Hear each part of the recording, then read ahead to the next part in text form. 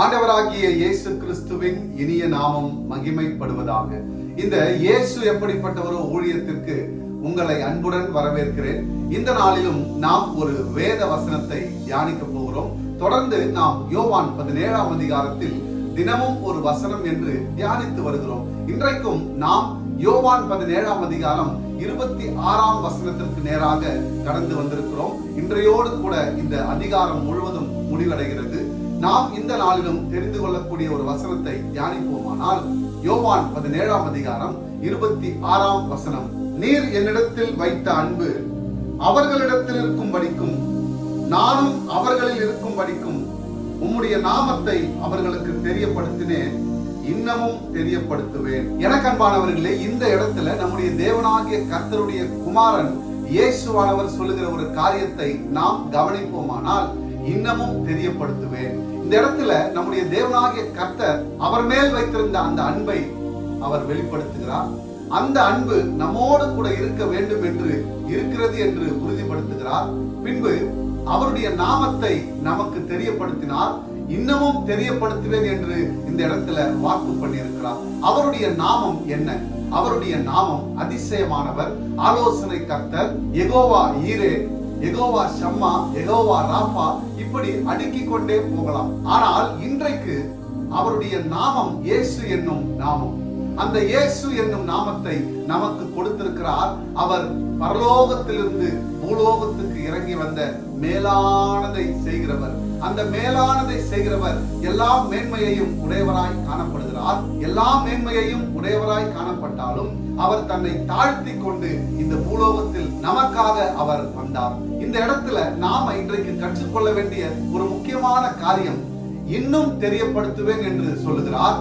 அவருடைய நாமத்தை இன்னும் நமக்கு தெரியப்படுத்துவேன் என்று நம்மிடத்திலே சொல்லுகிறார். பிதாவாகிய தேவனிடத்தில் அதை அறிக்கை பண்ணுகிறார். இன்றைக்கும் இந்த செய்தியை பார்த்து கொண்டிருக்கிற எனக்கு அன்பானவர்களே, அவருடைய நாமம் எங்கே இருக்கிறதோ அங்கே விடுதலை உண்டு. அவருடைய நாமம் எங்கே இருக்கிறதோ அங்கே வியாதி இல்லை. அவருடைய நாமம் எங்கே இருக்கிறதோ அங்கே ஆசீர்வாதம் உண்டு. அவருடைய நாமம் எங்கே இருக்கிறதோ அங்கே பாதுகாப்பு உண்டு. அவருடைய நாமம் எங்கே இருக்கிறதோ அந்த இடத்துல சண்டை சச்சரவு இல்லை. அவருடைய நாமம் எங்கே இருக்கிறதோ அந்த இடத்துல சத்ரு மேற்கொள்வதில்லை, பாதாளம் தலை தூக்குவதும் இல்லை. அவருடைய நாமம் எங்கே இருக்கிறதோ அந்த இடத்துல ரட்சிப்பு உண்டு, மீட்பு உண்டு.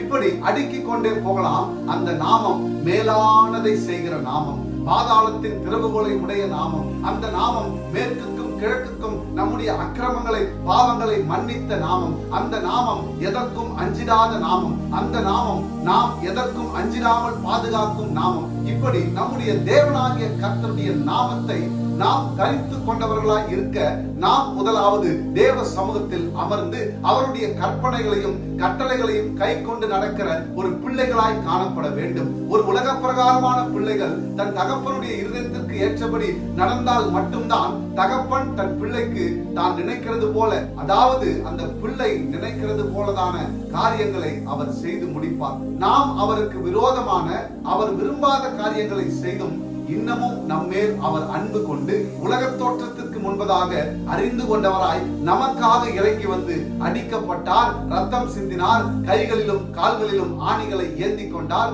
விழா எலும்பிலே அவர் குத்தப்பட்டவராய் கடைசியில் ஜலம் புரண்டோடி வந்தது என்று வேதத்திலே பார்க்கிறோம். இவ்வளவு பெரிய அன்பு நம்மேல் எதற்காக வைத்தார்? ஒரே ஒரு காரியம், அவர் உண்டாக்கினார், அவர் நினைத்தார், அவர் அன்பு கூர்ந்தார். இந்த ஒரே ஒரு காரியம் மட்டும்தான். இன்றைக்கும் இன்னமும் தெரியப்படுத்துவேன். எதை தெரியப்படுத்துவேன்? உம்முடைய நாமத்தை, அவருடைய நாமத்தை, யெகோவா நாமத்தை, யெகோவா ஈரே நாமத்தை இன்னமும் தெரியப்படுத்துவேன் என்று சொல்லுகிறார். தெரியப்படுத்துவேன் என்று உறுதியாய் நிற்கிற, வாக்கு பண்ணியிருக்கிற, வாக்கில் உண்மையுள்ளவர், மாறாதவராய் இருக்கிற நம்முடைய இயேசுவானவரை நித்தமும் பற்றி கொள்ளுங்கள். உங்களுடைய வாழ்க்கையிலே அவர் இன்னமும் உயர்த்துவார், இன்னமும் ஆசீர்வதிப்பார், இன்னமும் உங்களை பாதுகாப்பார், இன்னமும் உங்களை வழிநடத்துவார், இன்னமும் உங்களுக்கு ஆலோசனை சொல்லி உங்களை இந்த உலகத்திலே எல்லா விதத்திலும் உயர்த்தி வைப்பார். அப்பேற்பட்ட இயேசுவை நீங்கள் நாடுங்கள். அவர் உங்களுக்கு சொல்லி இருக்கிறார், இன்னமும் தெரியப்படுத்துவேன் என்று. அவரையே விசுவாசியுங்கள், அவரையே நம்பியிருங்கள். Thank you. God bless you.